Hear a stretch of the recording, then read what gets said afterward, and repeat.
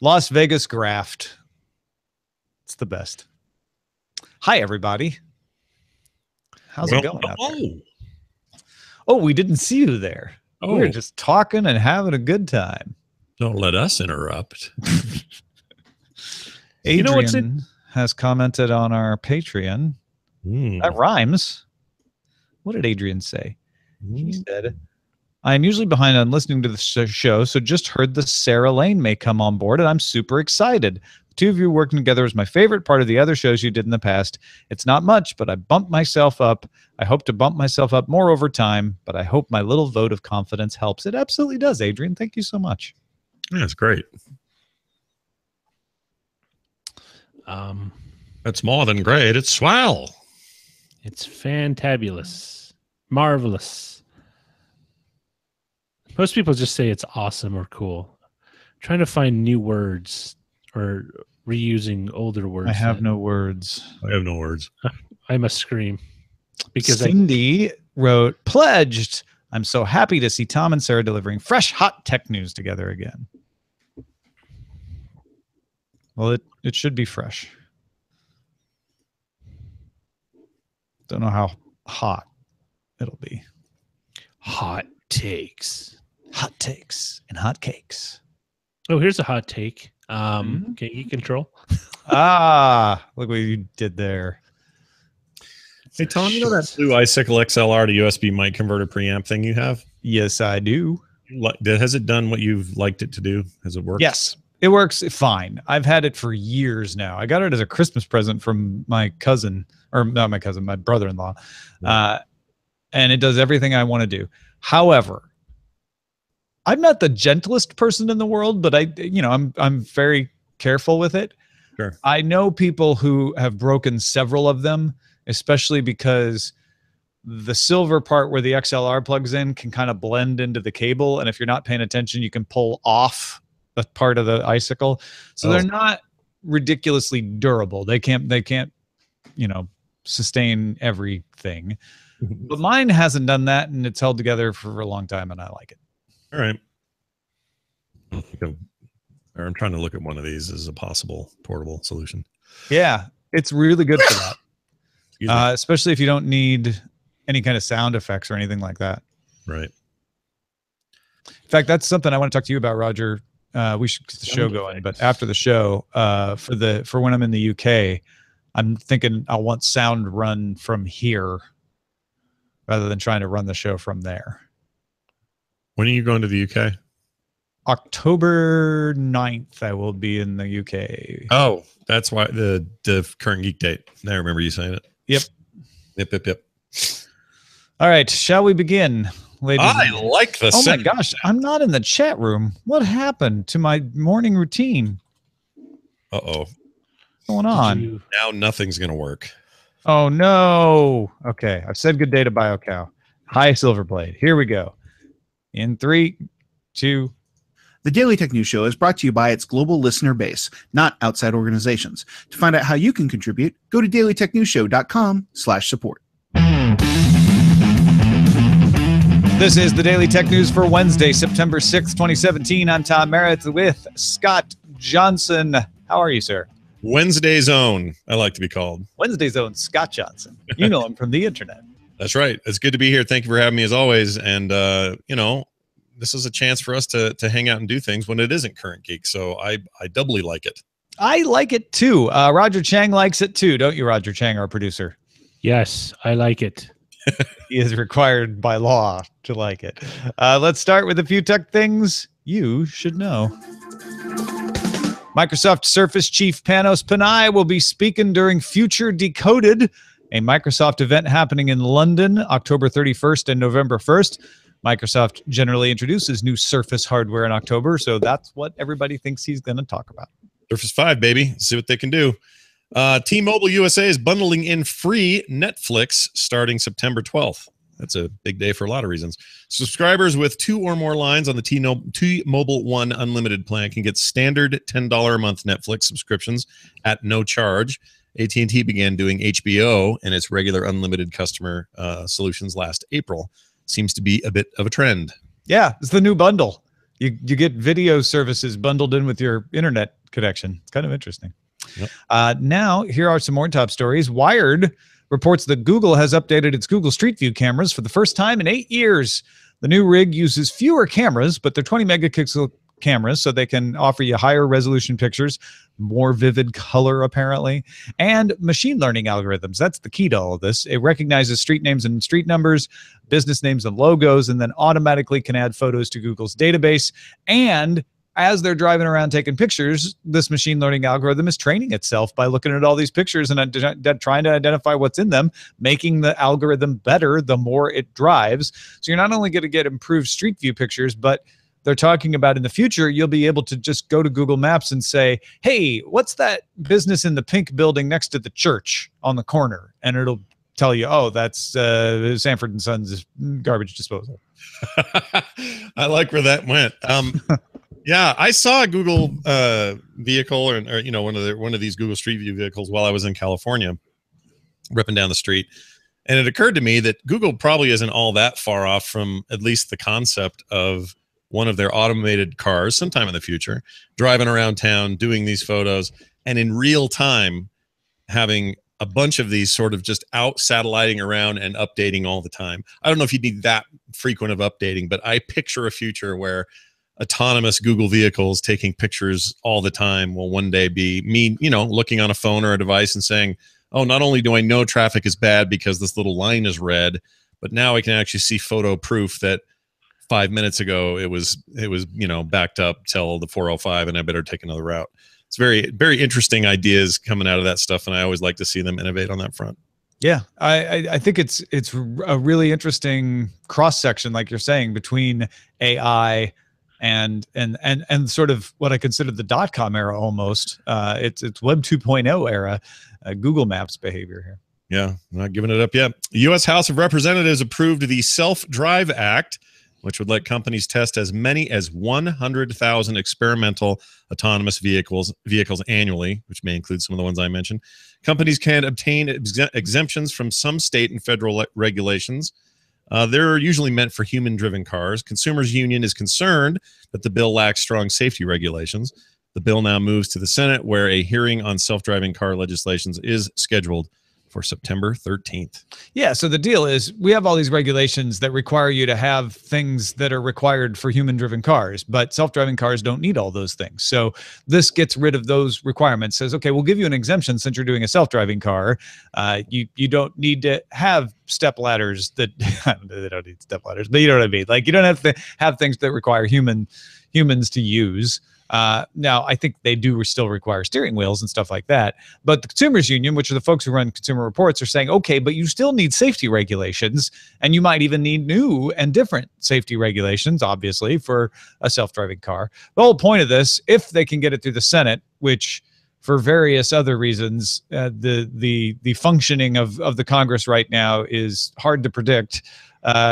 It's hard to say if this will get through the Senate in a timely fashion, but the idea is to make it easier for companies to be able to test their cars without having to navigate different restrictions in different states. I mean, we had the whole thing with Uber leaving San Francisco to go to Arizona because Arizona had different rules that it thought were easier to comply with. You may agree with San Francisco's rules, but it is nice to have a uniform set. Yeah. I mean, and this is a small personal aside, but I'm also actually, I like it. It's heartening when I'm reminded, like you've done here today, that sometimes legislation is being pushed through the Congress that is not necessarily tied to hot button issues that only get covered in the press. It's nice. Yes, this was bipartisan support for the Self-Drive Act. Yeah, and that's good. I mean, I always have sort of an optimistic view of how technology is able to flourish and grow and change and move. But I think we forget, this stuff is in front of people. It is getting pushed through. It is part of the day's business, even if it's not being reported on all the time. So count on Daily Tech News Show for that, I guess.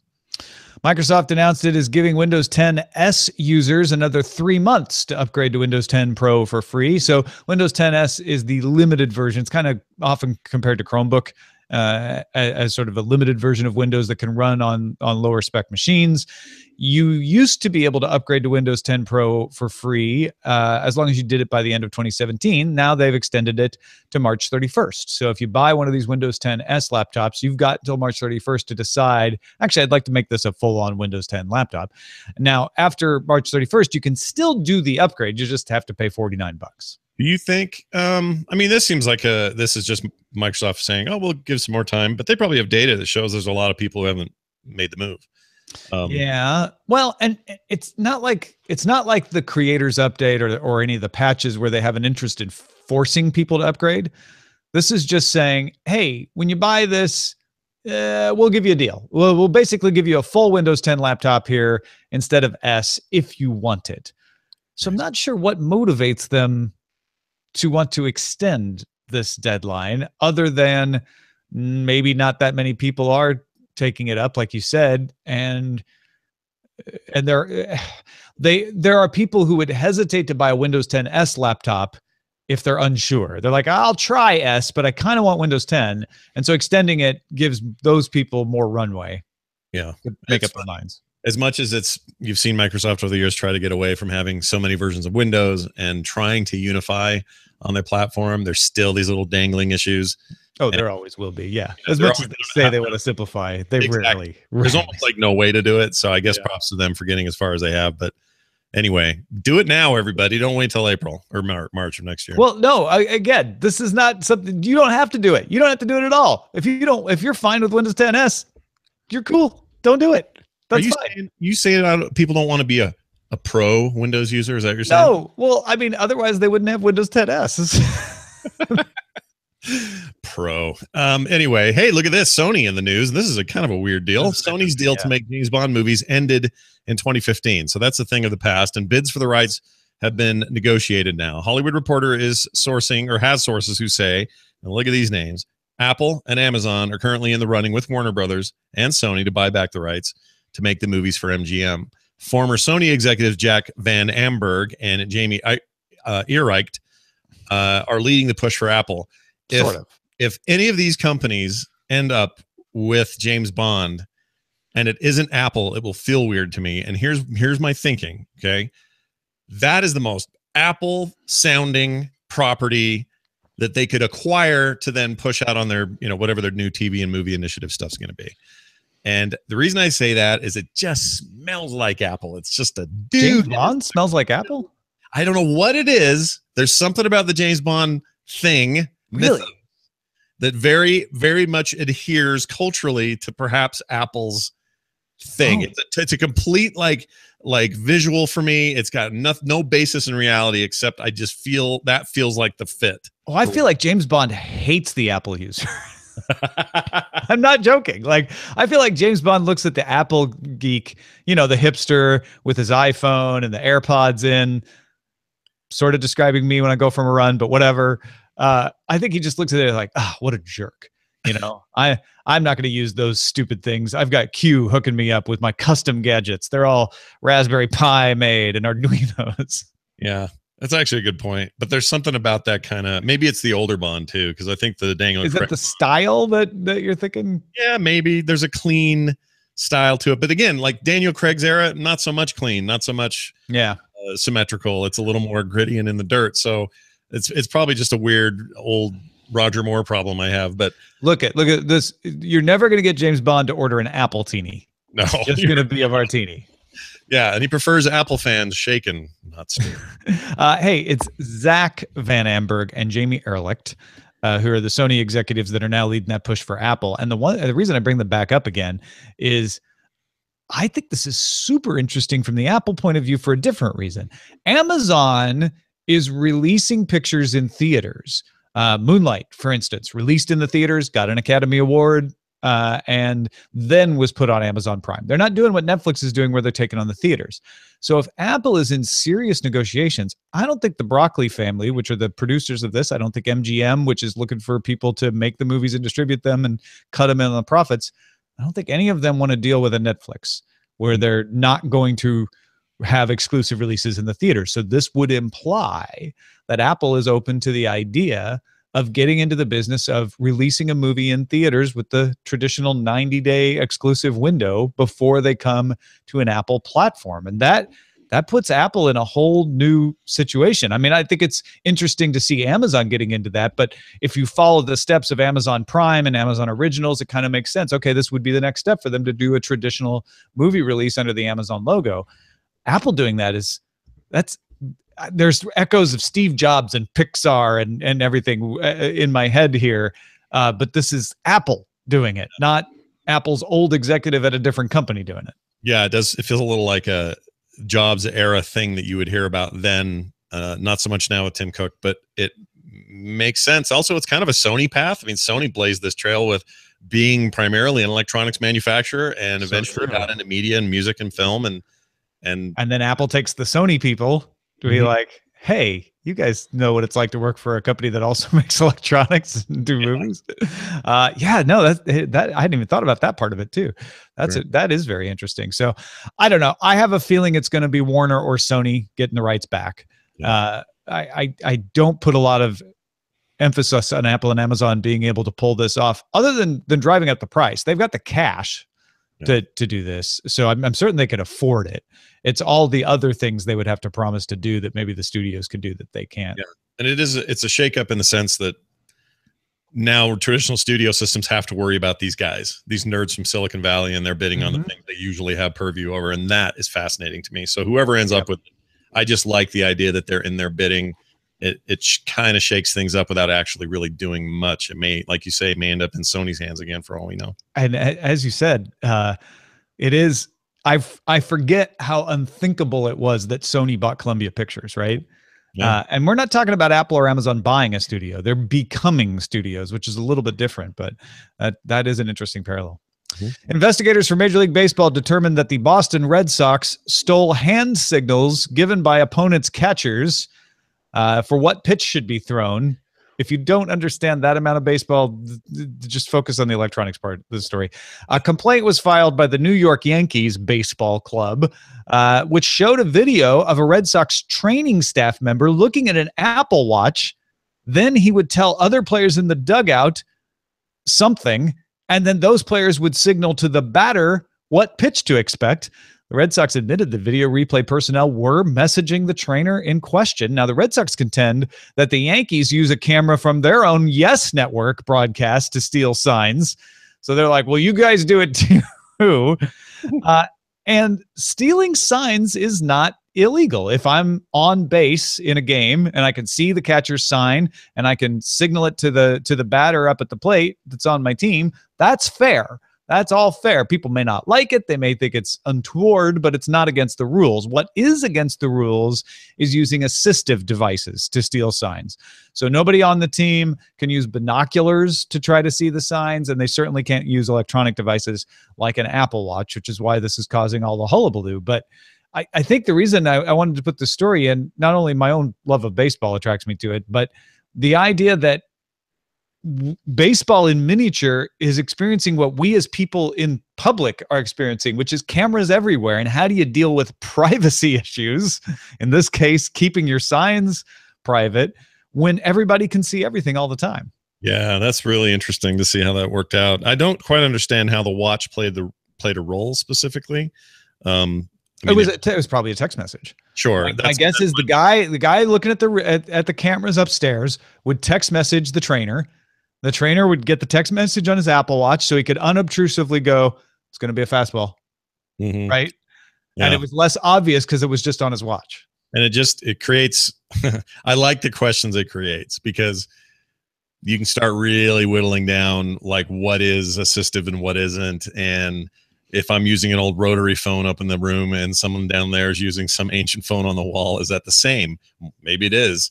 Maybe it isn't. You can't use anything. You can't even use binoculars. So anything besides your eyeballs is against the rules. Well, here's what's going to happen then. Just like everything in sports, the minute somebody gets caught doing something, they do what they did here, which is blame the Yankees and say, well, they do it too because they use their cameras. That's assistive. And then everybody else in the league will say, well, yeah, we do this. Just like, everybody's using steroids. It'll be the same sort of back and forth. And then eventually the league's going to have to get together. The MLB will have to get together and figure out some sort of agreed upon new, updated in the light of a modern world with cameras everywhere world. And then who knows what that looks like, but it's going to be fun to watch it. Well, because teams have been caught looking at monitors and signaling into the dugout. The dugout isn't allowed to have monitors, but I mean, you put the video up on the scoreboard, you can't put it up during the play because then that would tip off people. So I feel like at some point they just have to give up on this and say, you know what? Everybody's got video everywhere. We want to have electronics on the sidelines. We want to have tablets and stuff, and we don't want to have to try to lock them down to keep the tablets from showing video. So let's just say if you can see it, you can steal it, and you're going to have to come up with a new way of doing signals. I suggest, this is anathema to traditional baseball fans, I know. Part of me rebels against saying it. I suggest two-way radio between the catcher and the pitcher. Oh, interesting. Just a little earpiece, unobtrusive, could be like a little Bluetooth headset. And it's secure communication, one-on-one. And the catcher, just he's gonna have to say it quiet enough that the batter doesn't hear him, but just says, maybe even says a code word or something. And it doesn't even have to be, I mean, they do this in the NFL when coaches talk to like defensive coordinators, they put their hand up here. Also, they have giant mics for both advertising and so the big problem is the batter being able to hear you even if you're covering your mouth. So what if it's bone conduction? Oh, that's interesting. So you whisper with your mouth covered fastball. I'm all for this. Everything you've said is good. I just think at some point they have to realize the baseline now is everybody's got a camera everywhere, always. We're wearing wearables. We have stuff around us all the time. That is the baseline of modern society, and it will only grow from there. Yeah, exactly. More portable and convenient. So you have to keep that in mind and adjust accordingly. And whatever that is, I don't know. But you're talking about a game that's hundreds of years old based on a much even older game. You got to come to something and figure it out, because otherwise you don't even have to use a mic for the catcher. You just have something in the glove where he can press it, and then it sends a voice in the pitcher's head says fastball, but the catcher never says anything. He can't even see which button he's pushing. It's in his mitt. Yeah, I love it. It's perfect. Let me check the web for you. It'll say once in a while and it screws up. Send your angry baseball traditionalist emails to feedback@tech2show.com, or just comment randomly on our subreddit. You can do that too. Anyway, if you want to get all the tech headlines each day in about 5 minutes, be sure to subscribe to dailytechheadlines.com. It's the best way to just keep up to date on everything. We've got a podcast, we've got an Amazon Echo flash briefing, and the Anchor app, where you can even call in to our Anchor station and you can flip through stuff. That's at anchor.fm.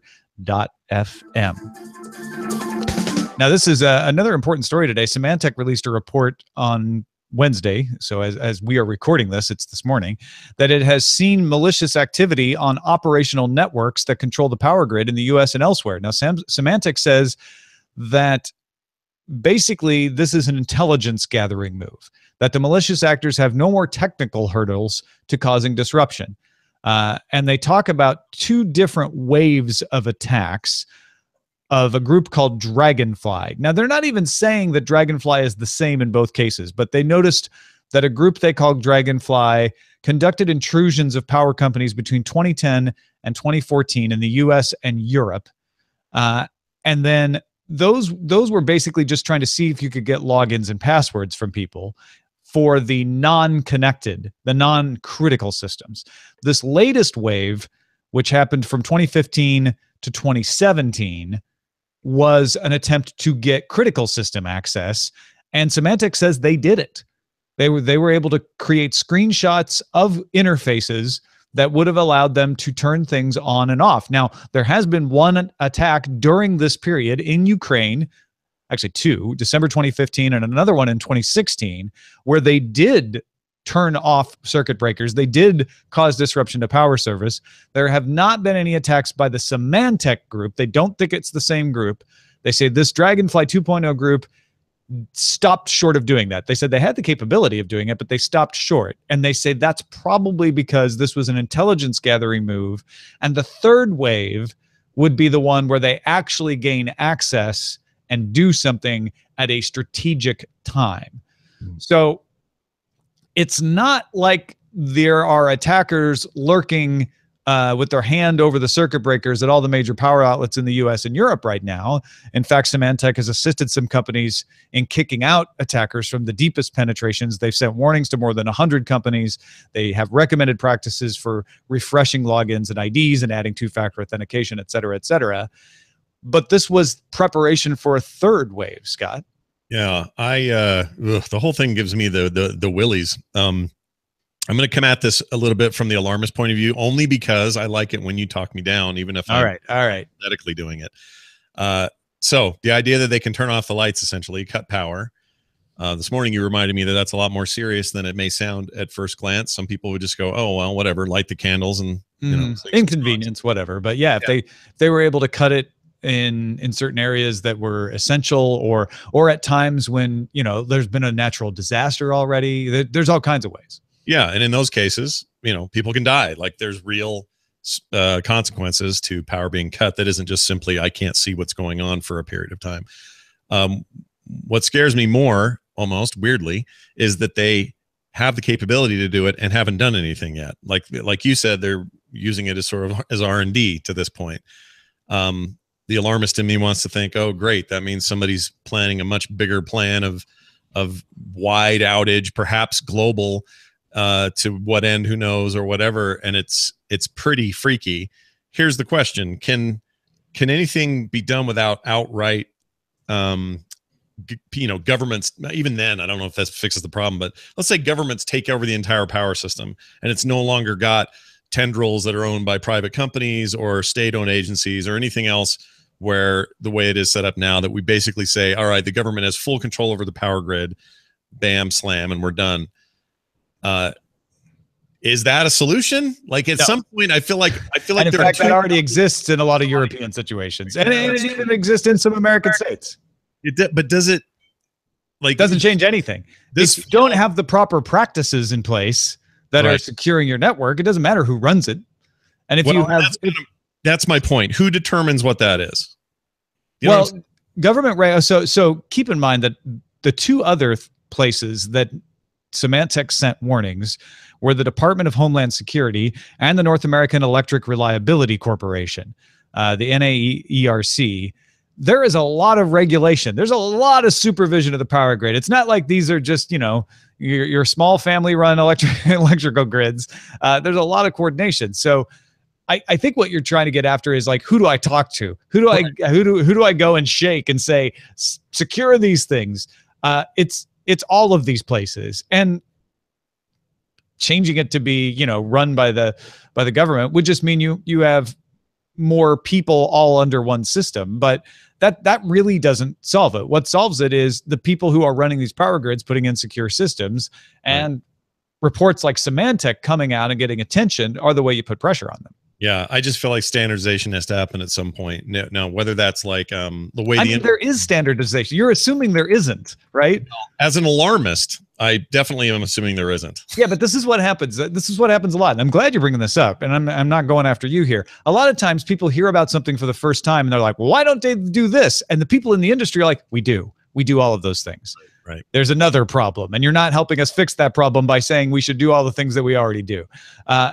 Why isn't there two-factor authentication? Well, ask every internet system on the planet, every bank, everybody. We're getting better about it, but it's expensive. It's expensive to implement. It's expensive to roll out. It slows things down. IT systems are like, if we can get around without it, we'd like to. And up till now, it's been very unusual for bad actors to get into power systems. So this is just kind of the way it goes until somebody gets close to doing something bad.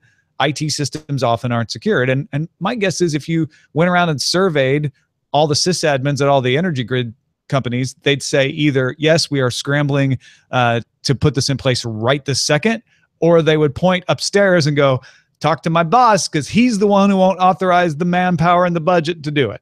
Yeah. There's a criticalness to these systems that I think are going to freak people out.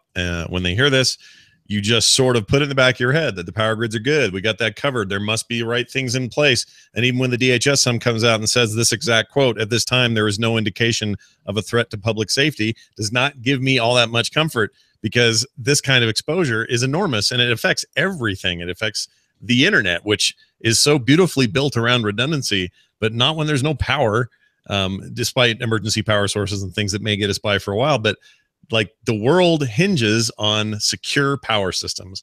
And the minute this starts to happen, it just feels like everybody's got to get together, make a plan, and implement standards that are high, evolving, and always moving, so that we don't get in this position where there's a power plant in Sweden that's way behind on two-factor authentication, yet, you know, 2 countries over, somebody's got that all worked out. Thank goodness they have power and Sweden won't, or whatever. Yeah, not picking on Sweden, just picking. No, it's just an example. I mean, Sweden's probably got it better put together than anybody, as far as I know. I don't know.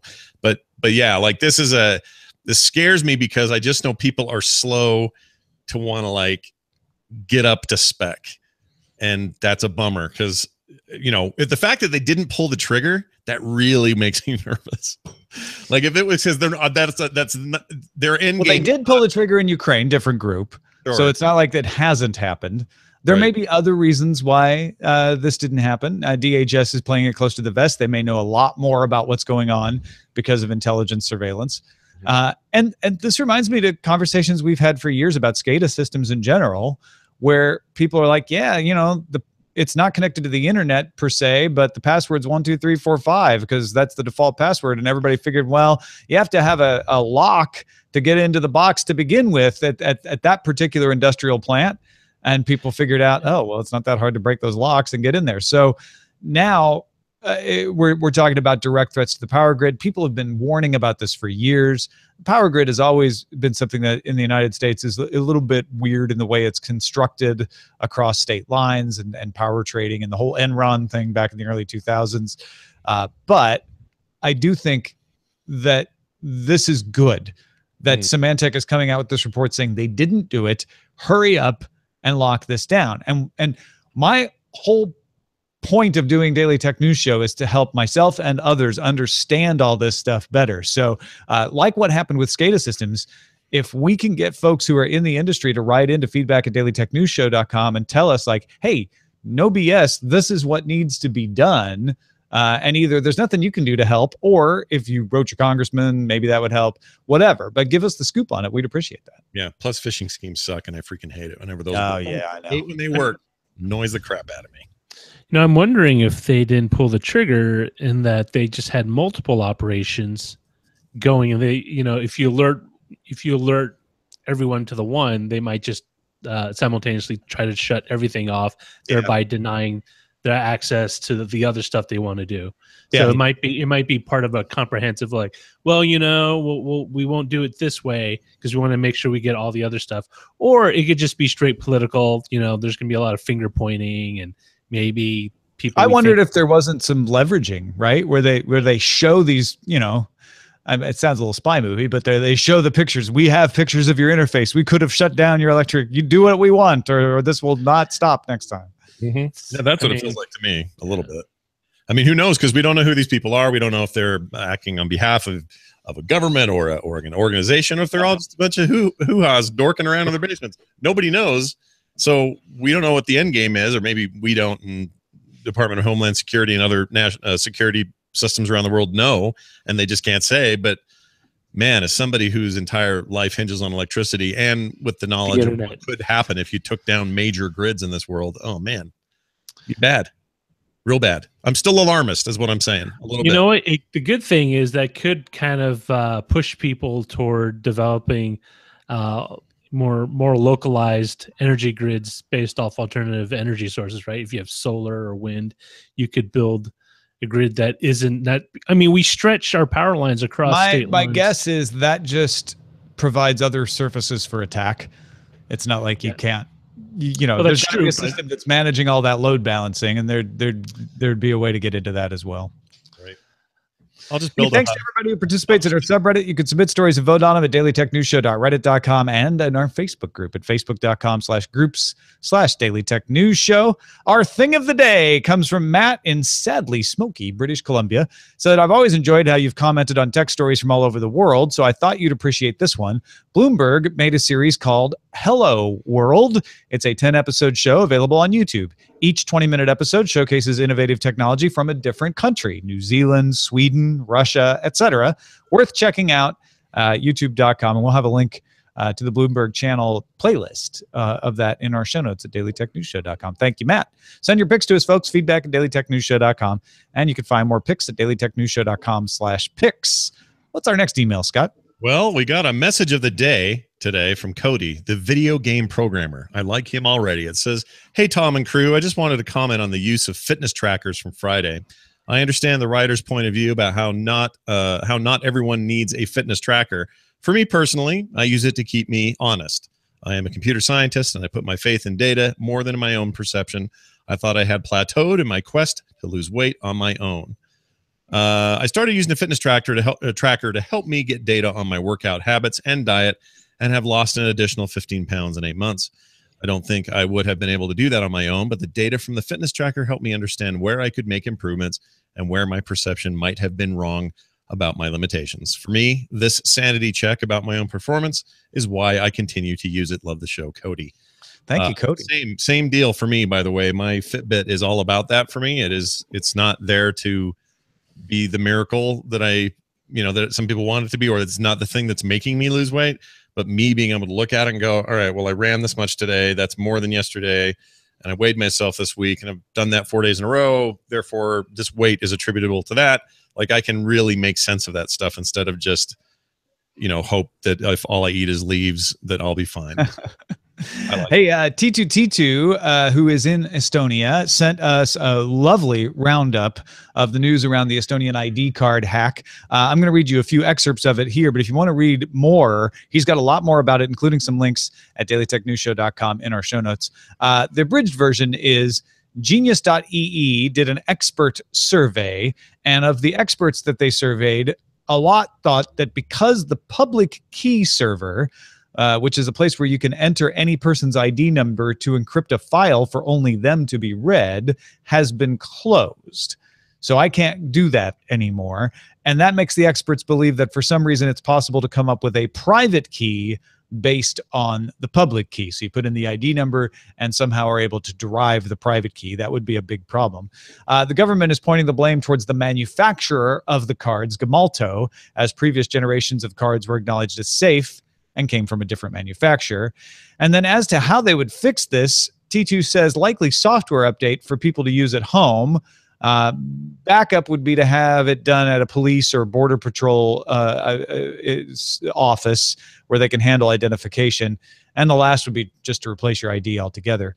During a government press conference, they recommended people switch to mobile ID, saying just get rid of the old broken card and use a special SIM card, and you can use your ID on your phone. And Genius.ee claims to have found the scientists who did the research who do not want to give interviews, prefer to stay anonymous for now, but Genius.ee says that they are legitimate European researchers with a CV filled with contacts to Western crypto and security companies. So they may not want to make themselves known right at the moment for various reasons, but they are legit, according to that outlet. Nice. T2, once again, one of the smartest people listens to your show. Keeps our chat room running, is getting our CDN rolling at diamondclub.tv, and providing on-the-scene reporting from Estonia. Thank you, T2T2. And thank you, Scott Johnson. Oh, the pleasure. It is all mine. Let's just hope that by next week all the power stays up and we can do this again. Yes, absolutely. I'm sure we will. If folks want to find out more about what you got going on, where should they go? Well, they should go to Dog Out Systems. They should go to Hey, no advertising. No advertising. They should go to frogpants.com. You're going to find all the shows I do, all the artwork I do, all that stuff over there. And there's surely something you'll find that you'll like. And if you want to follow my daily goings on, you can track me down on Twitter at Scott Johnson. Thanks to everybody who gives a little value back for the value they get from this show. We'd like to increase that value. And here's an old friend to tell you more. Hey, DTNS patrons, Sarah Lane here. When we hit the $20,000 milestone on Patreon, I'll be joining Tom as a regular co-host alongside of the rest of the DTNS co-hosts. But that's not all. Reaching that milestone will also bring you expanded roundtable shows, DTNS Labs, and a lot more. But we need your help. Just go to patreon.com/DTNS and help us out at the amount you can, and check out the cool rewards there too. Talk to you soon. We are so close. We're like almost 90% of the way to that next milestone. In fact, we just crossed the $18,000 mark during this show. So thank you to everybody who is supporting this. I know we can get there before October 1st and get Sarah on the show regularly starting October 1st. I'm so looking forward to it. Our email address is feedback@dailytechnewsshow.com. We're live Monday through Friday, 4:30 p.m. Eastern, 2030 UTC at alphageekradio.com and diamondclub.tv. And our website is dailytechnewsshow.com. Back tomorrow with Justin Robert Young. Talk to you then.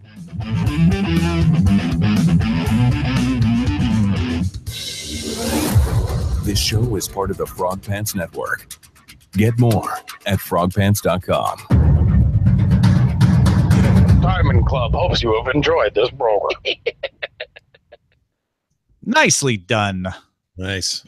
They timed all the stories perfectly between sneezes. I've got some weird allergies in the air. Oh, really? Wow. Yeah, I didn't notice at all. I keep hitting the old cough button right at the perfect. I feel good about timing. it. Where'd you get that cough?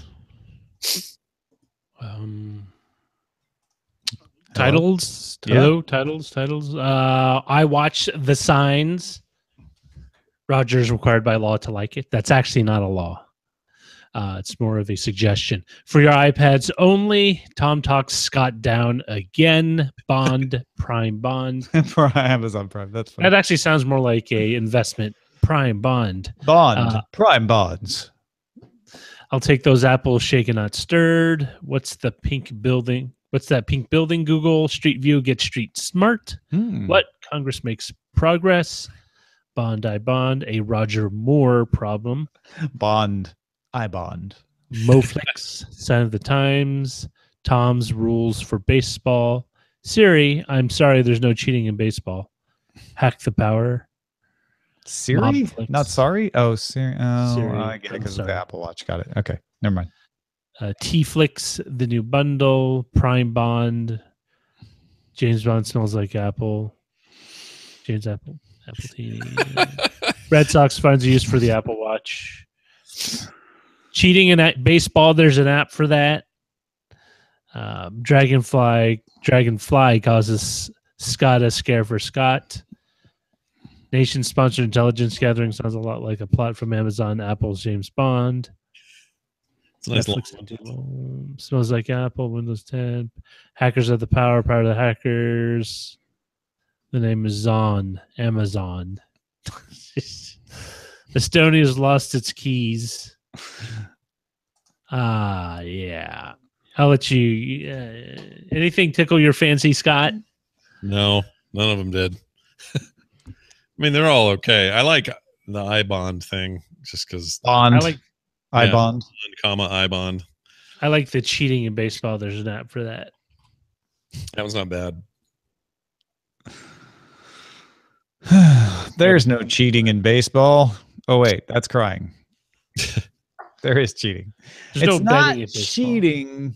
Well, I mean, it's cheating if there's a rule against it. It's not cheating to steal signs. And I guess the point I was trying to make on the show is I think you just got to give up on trying to stop people from seeing signs with things other than their eyeballs.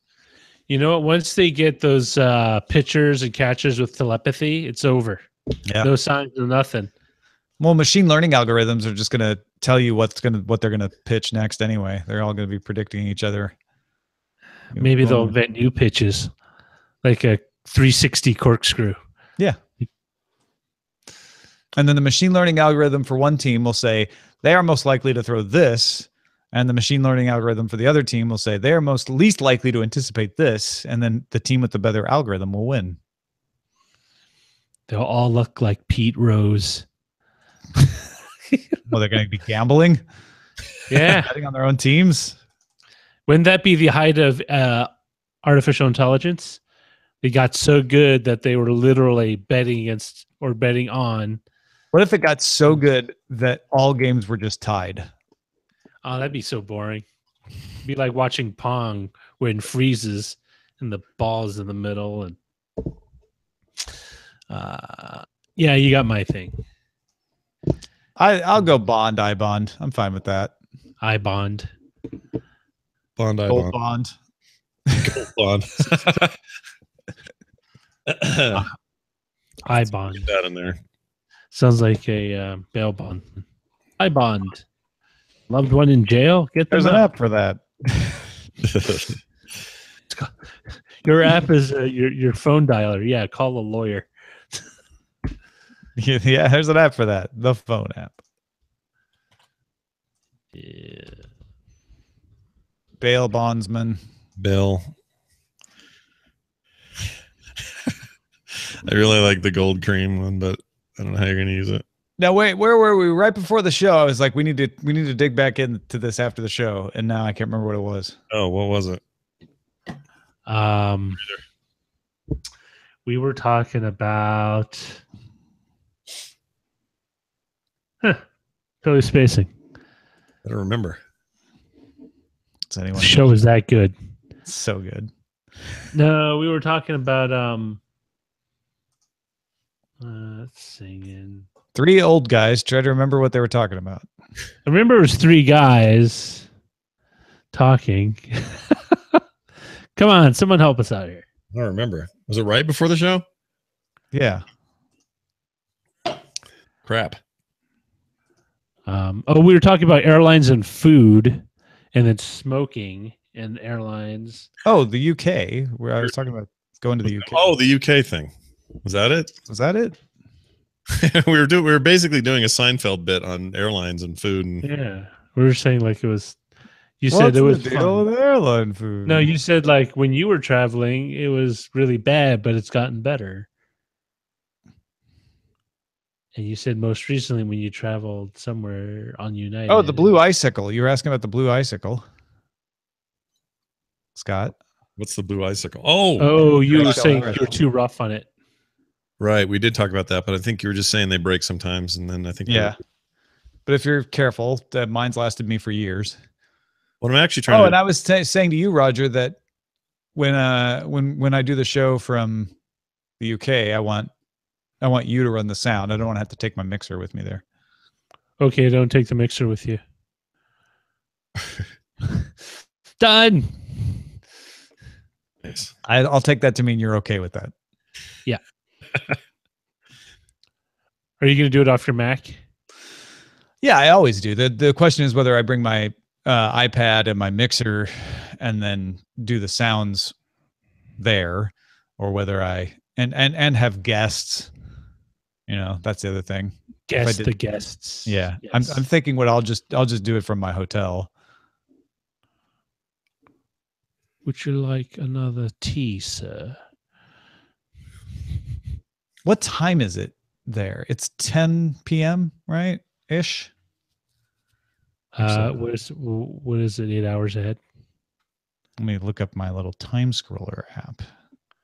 Time scroller. It is 10:14 p.m. So yeah, so the show starts at 9:30 p.m. That's not bad. Thank you, Zoe Brings Bacon. So I can have a meetup during the day and then say hi to everybody, but then I have to be back in my hotel room by 9 to do the show. So no late nights for me. Unless I do the show from the meetup. If we do the meetup at a place that has good bandwidth, like a co-working space or something, then I could just do the show with a live audience there. You mean like Top Gear? Yeah. Yeah. Wow. Yes. Smart. Good idea, see? Yeah. Who's the Stig? No one knows. That's the whole thing about Who's this our stuff. Stig? You need to come up with one and not tell anyone Not who tell it is. people who it is. Yeah, I guess that makes sense. So basically, you can make it anyone you want. All right. I need to start talking to people who know things to get a place to do the show on Monday, October 9th in London. Big Ben. Because when we were talking to Patrick yesterday, I was like, oh, what if I just took the train to Paris? He's like, well, it's 2.5 hours to get here, 2.5 hours back. And the show is at night, so it's going to be late. I wouldn't be getting back home until like 1 a.m. So I don't know if I'll be dropping it on Patrick after all. I should have planned this better. Well, you're not there. You're there for someone else. So you're. Yeah, that's true. I'm just tacking this on. Are you going? Is Eileen going? Is you guys going together? No, she can't go because of work stuff.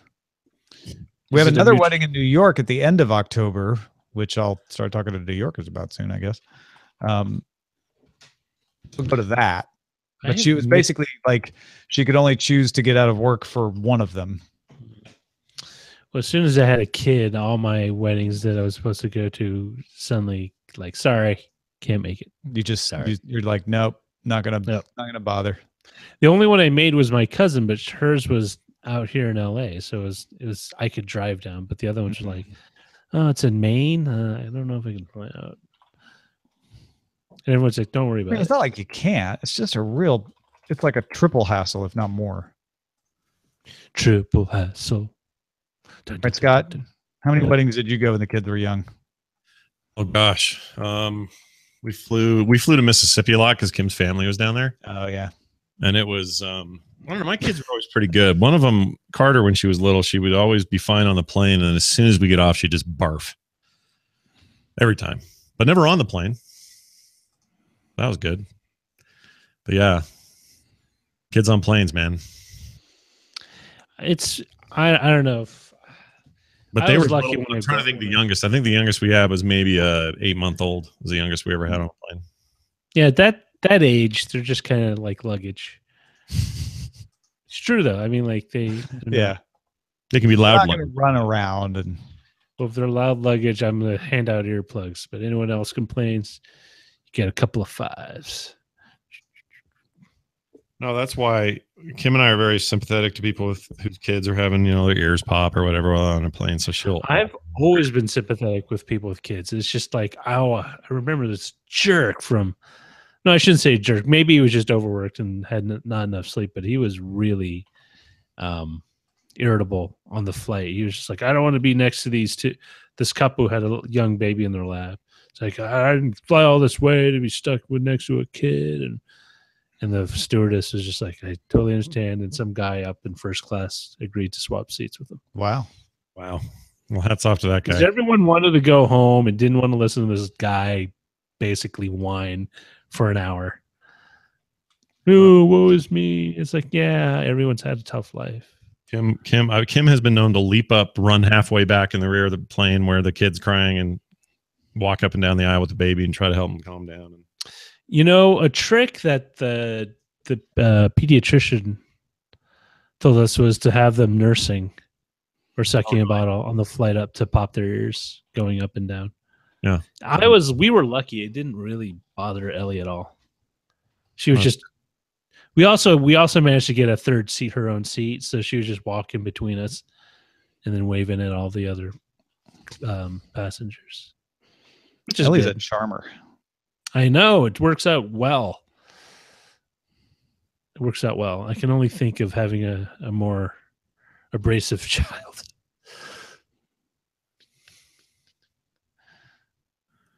All right, folks. Well, thank you very much for watching. Thank you once again for supporting us and getting us closer and closer. We are headed right towards that goal that we need to get all of the new stuff, including Sarah Lane on the show.